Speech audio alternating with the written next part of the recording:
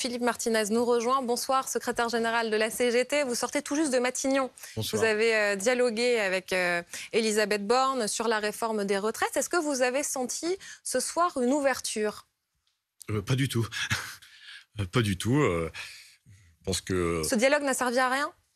Ce dialogue, il a servi à montrer qu'il y avait des alternatives au fait de travailler jusqu'à 64 ou 65 ans. Après, on n'est pas entendu. Mais on nous avait demandé de faire des propositions. D'ailleurs, je vous montre, j'ai ramené des propositions écrites. Vous voyez, c'est copieux. Voilà. Je crois qu'il y a une position dogmatique du Premier ministre, mais je pense surtout du président de la République, qui consiste à dire qu'il faut travailler plus longtemps, y compris il y a un aspect très personnel chez M. Macron, me semble-t-il, pour dire « moi, je veux cette réforme et elle se fera ».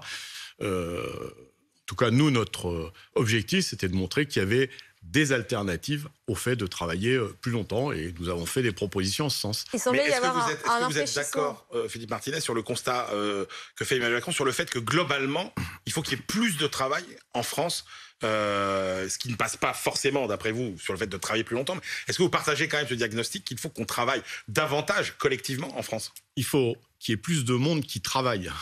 Ça, c'est la première chose. Et par exemple, on parle beaucoup de l'emploi des seniors.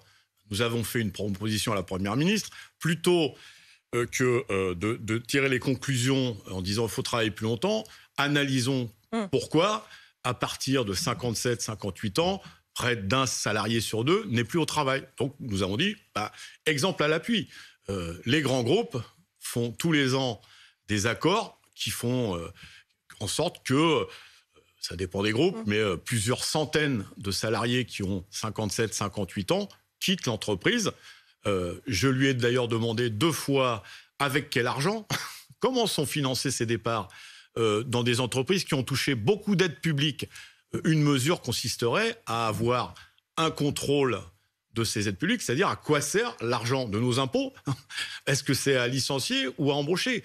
Si on maintenait ces seniors, comme on dit, dans l'emploi jusqu'à l'âge légal, ça ferait des chômeurs en moins, des cotisations en plus, vous voyez. Donc, Olivier Dussopt, ce soir, le ministre du Travail, parle dans Le Parisien, et à propos justement de l'emploi des seniors, il dit qu'il veut mettre en place, que le gouvernement veut mettre en place un index pour que les entreprises soient obligées d'être transparentes sur le sujet, et que si elles ne le font pas, elles seront sanctionnées. Est-ce que, selon vous, c'est déjà un pas vers votre proposition? Alors, premièrement, le premier problème, c'est qu'on parle beaucoup de concertation, mais j'aurais mieux fait de lire Le Parisien plutôt que d'être en face du ministre du Travail ce soir. Une petite parenthèse. Elisabeth Borne ne vous en a pas parlé aujourd'hui? Je vous dis, j'aurais mieux fait de lire Le Parisien plutôt que d'être dans le même bureau que le ministre du Travail. Un index, pourquoi faire? Pour mettre les entreprises face à leur responsabilité de garder les seniors. Les causes, moi je vous les donne. Exemple à l'appui. Dans mon entreprise, s'appelle Renault, il y a tous les ans des dizaines de salariés de plus de 57, 58 ans, dont je fais partie. Donc, vous voyez, je suis un exemple vivant de ce que je dis, à qui on dit, bon, allez, tu serais mieux dehors. Ça a quoi comme conséquence? Premièrement, je vous l'ai dit, avec quoi c'est financé, ces départs? Et j'ai dit à la Première ministre, vérifions que ce n'est pas de l'argent public. Je n'ai pas de preuves, mais ça vaut le coup de vérifier. Deuxième chose, ça fait des cotisants en moins. Ça fait des cotisants en moins et des emplois en moins. Parce que pour 3 seniors qui partent, il y a une embauche. Et évidemment, 3 seniors en fin de carrière. Vous ne répondez pas à ma question, l'index, l'idée quand même mais il sert à quoi cet index? C'est pour dire... de mettre en place une transparence. Chère madame, pas déjà un message envoyé aux entreprises? Vous savez qu'il y a un indice... Avec l'idée de sanction derrière. Chère madame, sanction... C'est ce qu'il dit. D'accord, parce que nous, quand on demande des sanctions, ils nous disent « Ah non, ça, on ne peut pas faire ». Bon, mais vous savez que, par exemple, il y a un indice déjà sur l'égalité salariale entre les femmes et les hommes. Eh bien, cette situation n'a pas évolué. Il y a toujours un écart de salaire entre les femmes et les hommes, et c'est important. Et d'ailleurs, ça pèse sur les pensions des femmes, puisque si durant toute votre carrière, vous êtes mal payé, forcément... à la fin de votre carrière, pendant les retraites, vous êtes aussi mal payé. Donc, s'il n'y a pas de contrainte, l'index ou les indices ou tout ce que vous voulez, ou les indicateurs, ne servent à rien. Il faut légiférer, il faut des sanctions. pour ceux qui n'appliquent pas la loi, parce que sur un certain nombre de choses, il y a des lois et elles ne sont pas appliquées. Quand on grille un feu rouge, ben là, on est puni. Et ben pourquoi pour les entreprises, c'est pas la même chose? On va continuer à aller dans le détail et parler de la pénibilité dans un instant, mais tout de même, je voulais être bien sûr de ce que vous vous êtes dit avec Elisabeth Borne aujourd'hui. On sentait un infléchissement hier. Finalement, 65 ans, c'est pas si sûr, ce n'est pas un totem, ça pourrait être 64 ans. Laurent Berger dit, moi je sens que ce sera 64 ans. Il y a 2 syndicats qui disent ça aujourd'hui. Est-ce que vous partagez leurs sentiments? Est-ce que vous sentez que finalement ce sera 64? Moi, je sens rien du tout. La seule chose... Vous avez parlé avec Elisabeth Borne quand même. Alors, on peut se parler et puis pas sentir les choses. Si on vous dit rien, par contre, ceux dont je suis sûr, et ça, c'est pas une impression, c'est qu'ils veulent nous faire travailler plus longtemps. Ça, c'est une certitude. Et vous avez noté, puisque vous évoquiez Laurent Berger, que tous les syndicats en France sont contre cette mesure. Oui, mais Philippe Martinez, alors un paradoxe, c'est que vous dites effectivement il faut que les gens travaillent plus longtemps et que les seniors notamment puissent... Jusqu'à l'âge légal. Oui, jusqu'à l'âge légal. Et vous avez remarqué, enfin vous le savez très bien, parce que vous êtes un commentateur avisé, que nous on propose même de redescendre l'âge légal à 60 ans. Oui, mais l'idée c'est de faire travailler... qu'il y ait plus de gens qui travaillent au-delà de 54 ans, 55 ans. Or, on voit qu'un des effets des précédentes réformes qui ont visé à repousser l'âge de départ en retraite ont eu cet effet mécanique quasiment d'augmenter le taux d'emploi des seniors. Non, c'est faux. Bah non, c'est vrai. Prenez les réformes de 2003, de 2010. C'est faux. Mais non. C'est faux. C'est faux. Plus, on va parler en langage imagé, plus vous reculez le poteau d'arrivée, il y a toujours des gens qui n'arrivent pas jusqu'à la ligne d'arrivée. Et donc, le taux d'emploi d'une tranche d'âge, par exemple, de 57, 58, 59 ans, va augmenter, mais ils n'iront pas jusqu'à 64 ou 65 ans si on recule la ligne d'arrivée. Donc, c'est faux. Et d'ailleurs, puisque vous évoquez les réformes précédentes, vous savez que c'est la 8e réforme depuis 1993, me semble-t-il. C'est toujours le même discours. C'est toujours le même discours. Vous l'avez noté. Il faut travailler plus longtemps. Il faut augmenter la durée de cotisation. Il n'y a que comme ça qu'on réglera le problème. 8 réformes n'ont rien réglé. Donc il faut faire une autre réforme. C'est la position de la société. Donc vous dites qu'il faut réformer. Bien sûr qu'il faut réformer. réformer. Vous êtes d'accord. Mais on n'est pas satisfait que des milliers de retraités touchent des pensions sous le seuil de pauvreté. On n'est pas satisfait que pour les femmes, l'écart qu'on constate durant la carrière, il s'accentue. Comment faites-vous pour revenir à 2010, c'est-à-dire à un âge de départ légal à la retraite à 60 ans? Est-ce que, selon vous, il faut augmenter les cotisations sociales et de combien et dans quel secteur? Est-ce que ce serait seulement dans le secteur privé, par exemple? Il y a plusieurs pistes. Premièrement, augmenter les salaires, parce que vous le savez, quand on augmente les salaires, automatiquement, les cotisations augmentent, puisque c'est automatique, et donc ça fait plus d'argent. Il faut, je l'ai dit, avoir une vraie politique contraignante sur l'égalité salariale entre les femmes et les hommes. Vous savez combien ça fait rentrer d'argent, l'égalité salariale entre les femmes et les hommes, en termes de cotisation?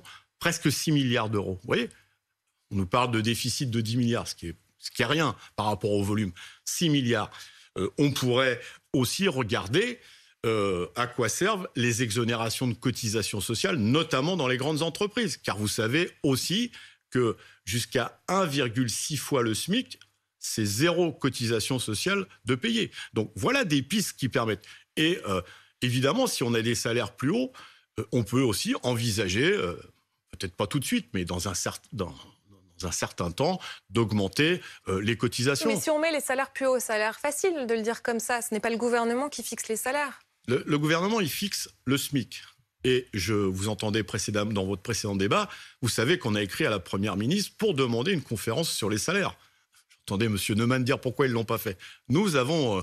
la Première ministre vient de me répondre par écrit, avant que j'aille la voir, en disant c'est hors de question, le SMIC est suffisamment haut pour qu'on ne l'augmente pas. Donc oui, le gouvernement peut augmenter le SMIC. Et le SMIC, c'est le plancher. Après, il faut évidemment des négociations dans les branches pour que, là aussi, si vous me permettez l'image, que si on augmente le plancher, eh bien tous les étages augmentent. Et ça fait partie de la négociation de branche pour que, évidemment, on ne veut pas que tout le monde soit payé au SMIC. Il faut reconnaître les qualifications et les diplômes. Mais Philippe Martinez, quand Elisabeth Borne dit les 65 ans, c'est pas un totem, et nous sommes prêts à étudier d'autres solutions.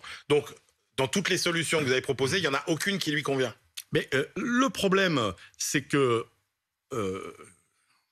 comment le dire simplement? Il y a quelque chose qui est un totem, c'est nous faire travailler plus longtemps. Donc après, évidemment, à partir du moment où on a... Vous dites que tout est acheté dans la réforme? Mais tout n'est pas acheté. Mais le fait de travailler plus longtemps, c'est pour nous impensable. Même si l'espérance de vie augmente? On peut vérifier. Vous savez, l'espérance de vie, c'est une chose. L'espérance de vie en bonne santé en est une autre. Parce qu'on peut vivre plus longtemps, mais si c'est pour vivre allongé sur un lit, je ne suis pas sûr qu'on profite de la retraite. Il n'y a pas un pays où les gens vivent aussi longtemps à la retraite que la France. 50 plus en moyenne que l'OCDE. Je ne connais pas vos statistiques. C'est l'OCDE. Écoutez, sûrement, malgré tous les problèmes qu'il y a dans notre pays en matière de santé, sûrement qu'il faut se féliciter d'avoir une sécurité sociale qui permet d'avoir plus d'accès aux soins, même si la situation est très tendue. Ceci dit, l'espérance de vie, ça se mesure en bonne santé. Et puis vous savez que dans l'espérance de vie, il y a des grandes inégalités. Oui, un ouvrier vit moins longtemps. Il y a des métiers pénibles. Pardon. Il y a des métiers pénibles. Comment on les prend en compte? Voilà, alors. On en vient justement à la pénibilité, Emmanuel Le Chypre. Est-ce que c'est plus clair aujourd'hui? Parce que je parlais de l'interview d'Olivier Dussopt, le ministre du Travail dans Le Parisien. J'aurais dû la lire. Bah oui, mais en fait, elle est tombée au moment où l'émission a commencé. Donc, je la lis en quelque sorte en même temps que vous. Et sur la pénibilité, il dit on a dit aux syndicats comment nous comptions y parvenir, notamment sur la prise en compte des risques ergonomiques, charges à soulever, vibrations mécaniques, etc., avec un suivi médical renforcé. Nous avons répondu aux demandes des organisations réformistes. Il reste un point d'achoppement, l'automaticité d'un départ anticipé à la retraite sans passer par un avis médical. Que répondez-vous à cette déclaration? Alors, premièrement, c'est bien que le ministre dise ça, puisque ces critères-là, vous le savez, ont été supprimés par M. Macron dans le précédent quinquennat. Donc, c'est plutôt bien qu'on reprenne des critères.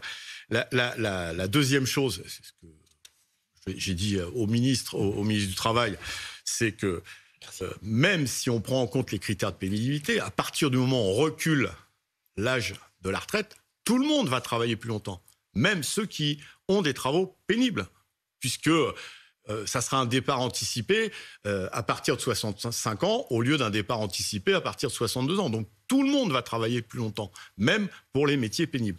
Et puis la troisième chose, c'est que ce que propose le gouvernement, c'est que ça soit décidé par branche. Or, vous le savez très bien, il peut y avoir les mêmes métiers dans des branches différentes. Donc pourquoi, je ne sais pas, un électricien, par exemple, selon la branche dans laquelle il travaille, il aurait des mesures de pénibilité différentes. Non, mais même entre les entreprises d'un même secteur, vous en avez qui peuvent être vertueuses et d'autres qui peuvent être pas du tout vertueuses. Mais là, je vous parle de métiers. Et donc, nous, la proposition qu'on fait, c'est qu'on prenne en compte les métiers et non pas les branches professionnelles pour éviter que pour un même métier, il y ait une prise en compte de la pénibilité différente. Et puis, effectivement, il est temps qu'on remette en place une vraie médecine du travail, revenir sur des visites médicales plus fréquentes, car vous savez là aussi qu'on a de plus en plus espacé les visites médicales pour les travailleurs et les travailleuses, visites médicales qui permettaient de la prévention, parce que la réparation c'est bien, mais la prévention c'est mieux, vaut mieux prévenir les maladies que de les subir. Donc, il faut une vraie politique en matière de médecine du travail. Et si sur ce point, vous êtes entendu, puisqu'il y a la volonté de prendre en compte la pénibilité, est-ce qu'à ce moment-là, ça peut changer votre avis sur la réforme? Vous m'avez mal écouté, parce qu'on ne s'est pas entendu. La seule chose positive, c'est que les critères qui avaient été supprimés sous le précédent quinquennat redeviennent, enfin on verra. Ce qui est dit en tout cas dans l'interview. Oui, mais la loi, ça sera pas dans le Parisien. Enfin, c'est pas l'interview du Parisien, c'est ce que. On verra peut-être que la veille on l'aura dans le Parisien, j'en sais rien. Peut-être, mais je vous le répète, le problème majeur et inacceptable, c'est le fait de travailler plus longtemps. Oui. Et il y avait aussi une incertitude sur la hausse de la pension minimum pour une carrière complète. Elle devait passer de 980 à 1200 € pour tous les retraités. Est-ce que ce sont seulement les futurs retraités qui seront concernés ou tout le monde? Est-ce que sur ce point, on vous a donné une réponse? Aucune réponse. Non. Ce que je peux dire simplement, c'est que vous l'avez noté aussi, la première version, c'était à 1100 € et quelqu'un a dû dire dans les couloirs de l'Élysée ou de Matignon... 1100 €, c'est sous le seuil de pauvreté en France, puisqu'il est à 1150 €. Donc on va passer à 1 200 €. Mais il faut bien savoir que ces 1 200 €, pour ne pas être trop technique, c'est l'addition du régime général avec les retraites complémentaires. Ce n'est pas le régime général. Donc ça va pénaliser un certain nombre, là aussi, de travailleurs et de travailleuses selon les cotisations aux complémentaires retraites. Pour le reste de votre question, désolé. Sur les carrières longues, là encore, est-ce que vous n'avez aucune précision sur... Aucune précision. Ce que j'ai... Alors là aussi, il faut écouter... quand on est en face des ministres, mais il faut aussi écouter les rumeurs, il faut écouter les journalistes qui sont souvent plus informés que les syndicalistes. Ça ne va rien changer, puisque là aussi, la durée minimale de cotisation pour les carrières longues sera de 44 ans. 44 ans.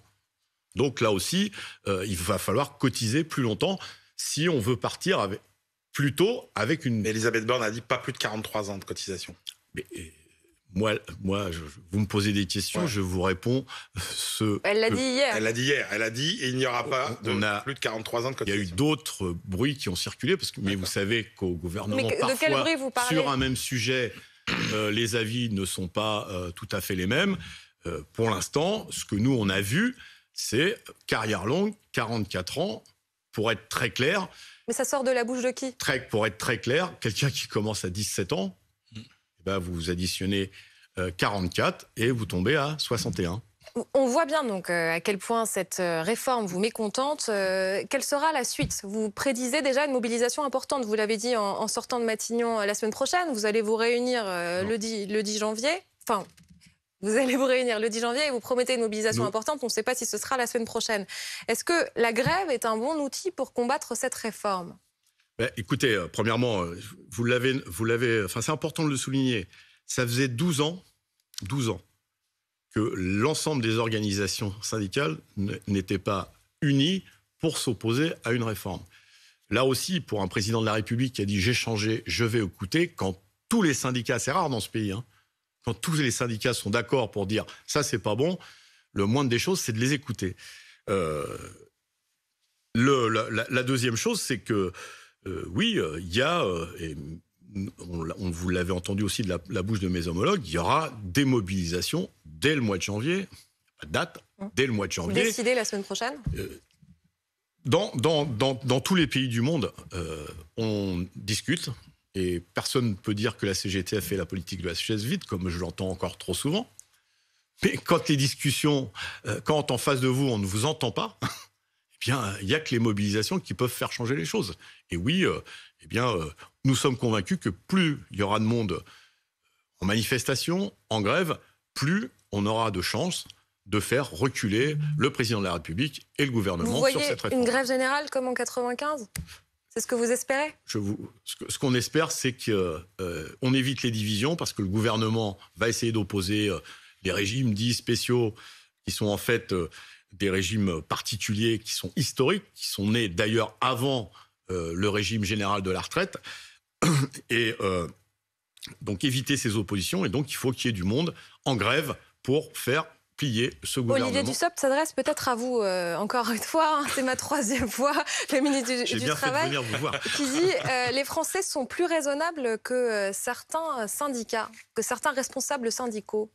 Est-ce que vous vous sentez visé ? C'est quand il est interrogé sur le blocage. Il dit en gros avoir foi en la responsabilité des Français, contrairement à la vôtre. Ce que je constate, c'est qu'il y a 8 responsables syndicaux en France qui ne sont pas raisonnables. Personne ne souhaite un blocage. Tout le monde serait très heureux de ne pas avoir à travailler d'autant de plus pour faire valoir ses droits. Mais tout le monde tient aussi à ce système de retraite par répartition et à l'amélioration des pensions. Je termine sa phrase. Oui, mais cette réforme... elle va à l'encontre du régime par répartition. On a beau dire je suis très favorable au régime par répartition, cette réforme, elle va à l'encontre du régime par répartition et elle pousse de plus en plus de ceux qui ont les moyens à faire aussi à côté du régime général et de leur retraite de la capitalisation, c'est-à-dire de placer de l'argent et donc à sortir du système pour essayer d'avoir des pensions qui permettent de vivre. Je m'inscris en faux total avec ce que dit le ministre, ce qu'a écrit le ministre dans un journal. Oui, c'est une vraie attaque, comme les réformes précédentes, contre notre système qui, il faut le dire, est un système solidaire. C'est un système qui permet, et qui devrait encore mieux permettre, c'est pour ça que nous voulons l'améliorer, à ceux qui gagnent moins que les autres, d'avoir de quoi vivre après leur vie professionnelle, de quoi de vivre dignement. Parce que, vous le savez, une grande partie, il y a beaucoup de retraités qui vivent avec... qui survivent avec 800 ou 900 euros par mois. En même temps, Philippe Martinez, on ne peut pas nier que le système français est plus généreux que celui des voisins et que c'est peut-être pas sans raison. S'il est en moyenne à l'étranger, on part plus tard. En moyenne à l'étranger, les retraités ont un niveau de vie qui est inférieur à celui des actifs, ce qui n'est pas le cas en France. Donc on ne peut pas nier que notre système, il est déjà généreux. Mais il est très bien, notre système. Mais il faut l'améliorer. Il est très bien. Pourquoi en France... Est-ce qu'on a encore les moyens de se le payer? C'est ça la question. Si vous posez 10 questions à la fois, je vais avoir du mal à répondre. Il est comme ça, Emmanuel. Oui, mais moi aussi, je suis comme ça. Ça va trop vite. Oui, notre système, il est bon parce que vous le savez très bien, il y a moins de retraités, même si on n'est pas satisfait, parce qu'il y en a encore trop, de retraités pauvres en France que dans les autres pays. Donc, c'est un vrai système solidaire. Mais il faut l'améliorer. Parce qu'on ne peut pas accepter qu'il y ait encore des retraités, des travailleurs ou des travailleuses qui ont bossé toute leur vie, parfois 42, 43, 44 ans, et qui vivent avec, ou qui essayent de vivre avec 900 euros par mois. Donc oui, il faut trouver des ressources. Je crois qu'on l'a évoqué, je vous ai donné quelques pistes pour trouver des ressources pour améliorer les pensions. Et Aurélie évoquait le climat social. Il y a quand même une bombe sociale autour des régimes spéciaux. C'est-à-dire qu'il y a... est-ce que... Finalement, ce qui est prévu pour les régimes spéciaux, alors manifestement, parce que nous aussi, on a quelques informations, RATP, EDF, c'est un peu la solution SNCF qui se dessinerait, c'est-à-dire la clause du grand-père, c'est-à-dire que tous ceux qui travaillent aujourd'hui ne seraient pas concernés. Mais il y a ce qu'on appelle les retraités d'actifs, donc policiers, gardiens de prison, aides-soignants, contrôleurs aériens. Dans la fonction publique. Voilà, eux, on leur a dit qu'ils allaient travailler plus, mais pour le moment, est-ce que vous en savez plus pour eux aussi ou pas? Ce qu'on a compris... C'est de lire entre les lignes, puisqu'on ne dit pas grand-chose, vous l'avez compris, c'est que premièrement, tout le monde va travailler plus, quels que soient les régimes de retraite, et ça, c'est un problème. Et nous, ce qu'on revendique, parce que c'est pour ça que je n'aime pas utiliser le terme de régime spécial, parce que spécial, on dirait que c'est un privilège. Ce ne sont pas des privilégiés. Mais ça permet de partir à la retraite plutôt que les autres. Vous savez que... Il y a quelques problèmes de recrutement à la SNCF et à la RATP, vous le savez. Oui. Pour des métiers où on a des privilèges. On le vit tous les jours. Hein. Donc vous le savez très bien. Ben, pour des métiers de privilégiés, mais ça devrait regorger de personnes qui veulent être embauchées. Ben, il y a des problèmes. Alors vous voyez la notion de privilège, et ce sont des régimes, je vous l'ai dit, qui sont nés avant le régime général qui a été créé après à la libération en 1945, et donc qui sont des régimes qui prennent en compte un certain nombre de problèmes. Écoutez, des chauffeurs de bus, des conducteurs de train, mais aussi des salariés des centrales nucléaires. Ils travaillent tous les jours, la nuit, les jours fériés, pour le bien des Français. Je vais quand même vous reposer la question d'Olivier Dussopt. Est-ce bien raisonnable de vouloir le blocage du pays? C'est la question qu'il vous adresse. Mais on peut retourner la question. Est-ce bien raisonnable de ne pas écouter l'ensemble des organisations syndicales? Enfin, ils ne pourront pas dire, si vous me permettez, ah bah non, c'est encore quelque chose qu'on n'avait pas prévu, ça nous tombe dessus. Enfin, ça fait des mois qu'on leur dit, attention, ne franchissez pas cette ligne rouge qui est là. Sachant que cette réforme, vous aussi, vous avez été prévenu, elle était dans le programme d'Emmanuel Macron. Donc les Français qui ont élu Emmanuel Macron, ils ont aussi voté pour la réforme. Et pour la fin des régimes spéciaux, c'était déjà dans ce programme. Vous avez l'opinion de, je ne sais pas combien, 1 million de voix, de ceux qui ont voté pour lui et qui ont dit « je vote pour lui parce qu'il veut augmenter l'âge de la retraite ». Il a été élu. D'accord, mais vous savez bien, par revenir là-dessus, parce qu'on a longuement débattu, que premièrement, tous ceux qui ont voté Macron n'ont pas voté pour son programme, mais pour s'opposer à son adversaire, vous le savez. La deuxième chose, moi je regarde les sondages. Hein. Oui, et d'ailleurs, le sondage du jour de Bernard Sananès, et je vais vous contredire Emmanuel Le Chypre, sondage ELAB, 47% des Français souhaitent maintenir l'âge de départ à 62 ans, 25% l'abaisser, 27% l'augmenter, ça va dans votre sens, et en même temps, ils sont pour une réforme. 44% disent qu'il faut la faire en maintenant bien le temps de la concertation. Alors, il y a différents sondages. Ce que j'ai constaté dans les sondages, dans un certain nombre de sondages, et c'est fort intéressant d'ailleurs, c'est que c'est les jeunes qui sont le plus opposés à aller jusqu'à 65 ans, les jeunes, contrairement aux idées reçues parfois. Et donc, c'est plutôt positif que la jeunesse qu'on dit qui ne s'intéresse pas aux questions de retraite. Mais alors après, ils ont. Est-ce que c'est pas ça le grand changement, Philippe Martinez, le rapport au travail mais effectivement, depuis la crise sanitaire, depuis au moins 10 ans. Il y a 30 ans, 60% des Français disaient que le travail était quelque chose de très important dans leur vie. Aujourd'hui, ils ne sont plus que 24% à le dire. Mais on a tiré la sonnette d'alarme il y a 10 ans. Je reprécisais à la Première ministre tout à l'heure que j'avais déjà soulevé cette question du temps où M. Macron n'était, si vous me permettez, que ministre de l'économie. Donc vous voyez, ça fait 7 ans, 8 ans déjà. Oui, il y a un problème de rapport au travail. Et ça mérite vraiment qu'on s'y arrête. Il y a de plus en plus de travailleurs et de travailleuses qui considèrent que leur travail n'a plus de sens. Quand des infirmières, des métiers, ou des aides-soignantes, mais prenons que les infirmières, des métiers à vocation, plus que les autres, passent plus de temps sur un ordinateur qu'à être aux côtés de leurs patients, il y a un problème. C'est vrai aussi pour les policiers, etc. Ça veut dire qu'il faut faire la réforme de l'État, Philippe Martinez. Non, c'est pas ça. Ça veut dire qu'il faut revoir le rapport au travail. Il faut arrêter d'avoir des notes de service qui vous expliquent comment travailler et laisser les travailleurs et les travailleuses faire bien leur travail. Parce que ce dont souffre le monde du travail, c'est qu'on les empêche de bien faire leur travail. Vous êtes pour une forme d'autonomisation du travail ? Non. Qu'on laisse les gens faire leur travail de bonne façon. De plus en plus. C'est aussi une démotivation qui fait qu'à partir d'un certain âge, on dit bon allez, je m'en vais parce que je m'emmerde, si vous me permettez l'expression. Mon travail n'a plus de sens. Y compris, je n'ai plus envie de transmettre mon boulot. Moi, j'ai été marqué par des salariés qui m'ont dit avant, on aimait bien que son gosse, ses gosses, sa fille, son fils travaillent dans la même entreprise. Tout le monde veut que ses enfants trouvent du boulot. Mais de plus en plus, j'entends oui, mais surtout pas dans ma boîte.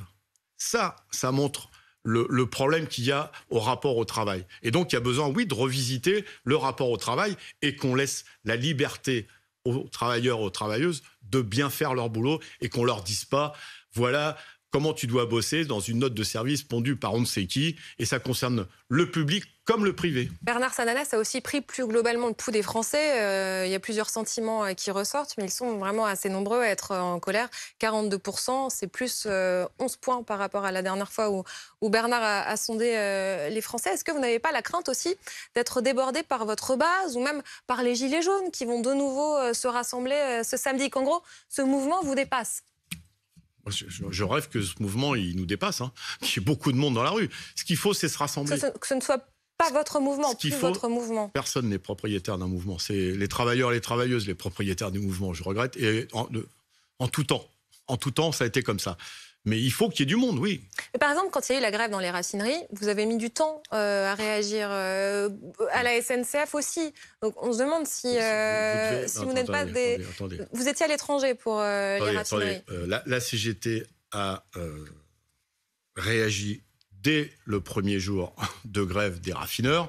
Et vous l'avez peut-être oublié, mais le premier jour de grève des raffineurs chez Total, c'était une journée d'action interprofessionnelle de la CGT. D'accord ?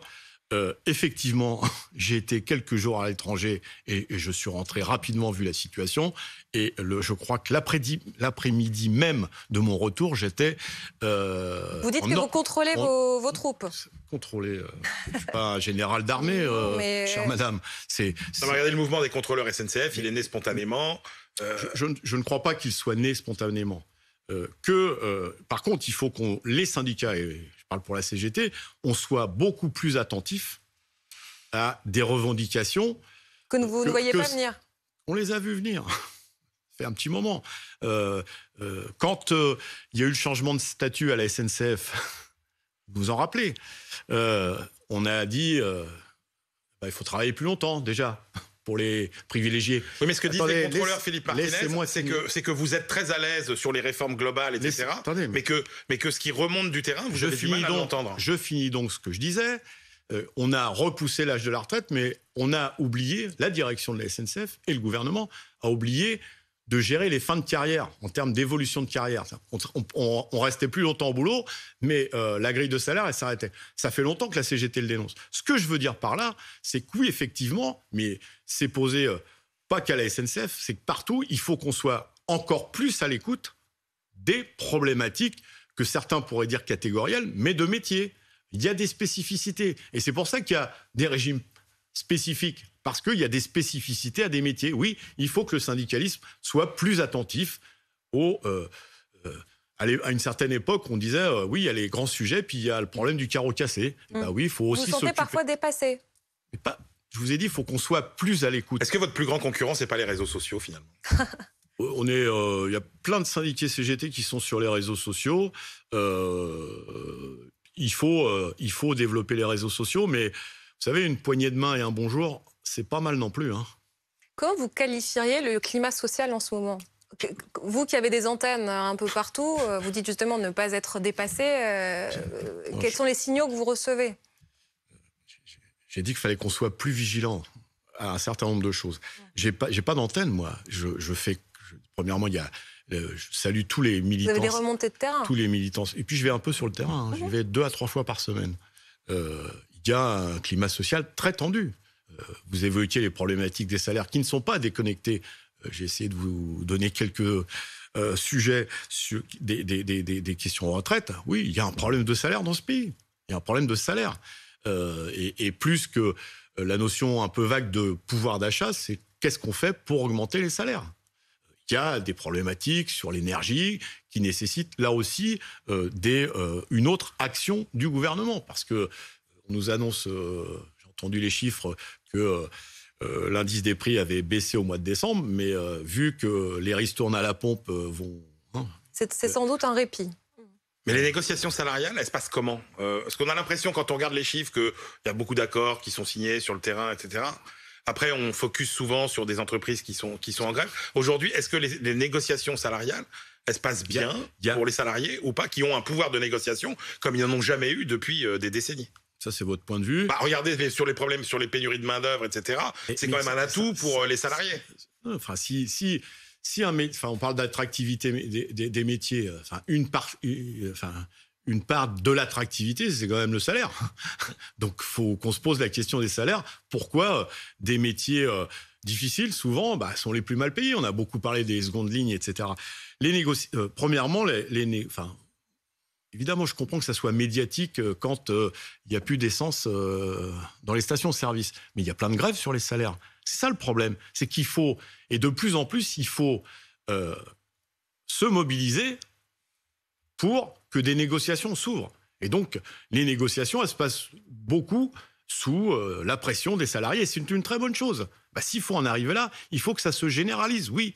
Et on signe des accords ou pas. Parce que c'est les salariés qui doivent décider. Mais il y a eu beaucoup d'augmentations de salaire, pas beaucoup en volume, de nombreuses, sous la pression des salariés, parce qu'ils se sont mis en grève. Parfois même, d'ailleurs, les directions, je l'ai vu dans quelques entreprises, il suffit d'écrire un tract où on dit rassemblement demain, parce qu'il y en a marre, pour qu'on reçoive un courrier le soir ou un mail qui nous dise négociation salariale, on discute.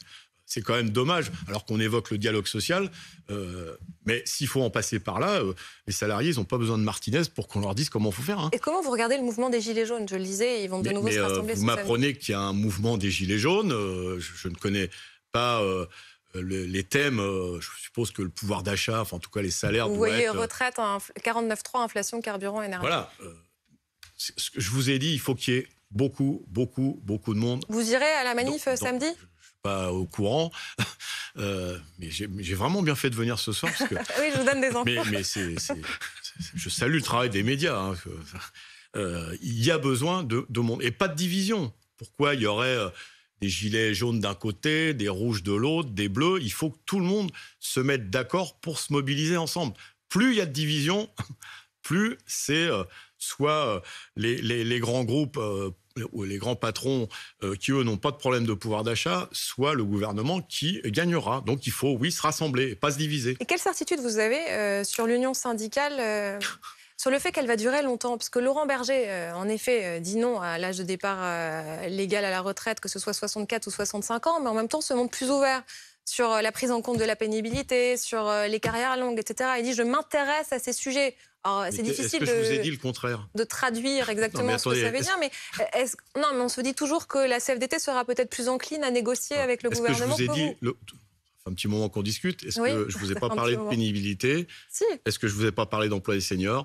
Est-ce que je ne vous ai pas parlé de carrière longue? Je vous ai même parlé d'égalité salariale entre les femmes et les hommes. C'est des sujets qui, évidemment, nous intéressent parce qu'on veut une réforme des retraites, mais pas pour travailler plus longtemps. Ça, vous l'avez compris. Après, moi, ce que je constate, c'est que j'ai écouté Laurent Berger en sortant du bureau de la Première ministre hier. J'ai entendu Frédéric Souillot, le secrétaire de FO, ils disent la même chose que moi. Il y aura des mobilisations parce qu'on n'est pas entendu par le gouvernement. Vous voyez, ce n'est pas uniquement un problème CGT. Vous avez une particularité, c'est que vous partez en mars, en pleine... Quel est le rapport? C'est que la fin de votre mandat à la CGT, ça tombera sans doute justement au moment de la réforme des retraites. Est-ce que ça ne vous affaiblit pas? Est-ce que c'était vraiment le bon moment? Je vous vois froncer les sourcils, mais vous comprenez que ça puisse étonner.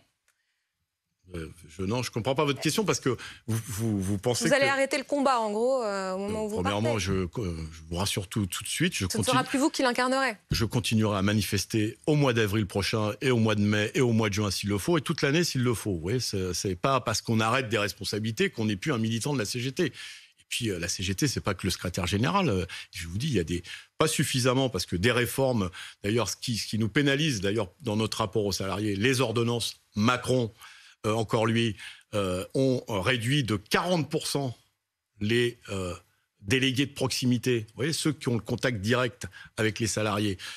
Mais ce tissu militant à la CGT, c'est la richesse du syndicat. C'est ce qui fait la force du syndicalisme. Il faut plus d'adhérents, plus de délégués.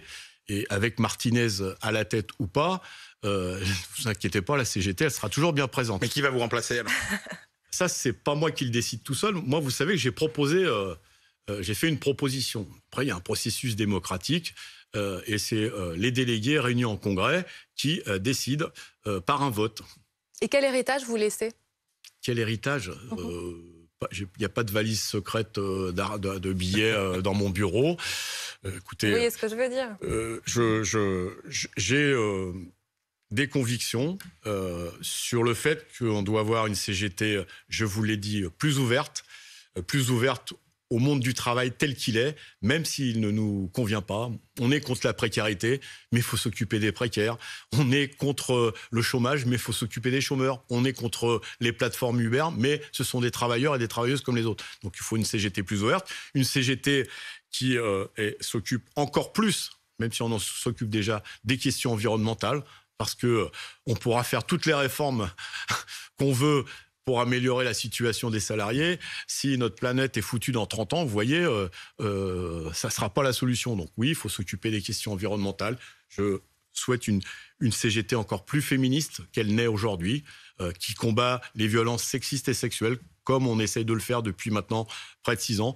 Voilà, c'est pas un héritage, c'est mes ambitions pour la CGT. Et je suis modeste, tout n'a pas été réussi, mais en tout cas, je pense qu'il faut continuer dans cette voie-là. Et pour répondre plus précisément à votre question, c'est pour ça aussi que j'ai proposé une femme qui, de mon point de vue, incarne l'ensemble de ces questions. Présentez-la. Elle s'appelle Marie Buisson, vous la connaissez? Oui, non, mais moi oui, mais les téléspectateurs la connaissent pas. Elle vient de quelle fédération? J'ai proposé qu'une femme qui s'appelle Marie Buisson, qui est professeure d'un lycée professionnel, il y a beaucoup de mobilisation d'ailleurs, puisse être secrétaire générale de la CGT. Et ça serait un vrai signe, puisque ça serait la première fois en 127 ans d'existence qu'une femme dirige la CGT. Mais c'est une proposition et moi je suis quelqu'un de très démocratique. On verra ça. Ah, quelque chose à ajouter? Non, c'est bon. Merci beaucoup d'avoir été avec nous, Merci Philippe Martinez, à vous. d'avoir passé tout ce temps. C'est vrai qu'on a pris le temps après votre rencontre tout à l'heure à Matignon et puis c'était l'occasion de commenter l'interview aussi du ministre du Travail. Je vais vous la donner. D'avoir des nouvelles du ministre du Travail. Si vous voulez la lire en entier. Je vous remercie beaucoup. Je vais imprimer.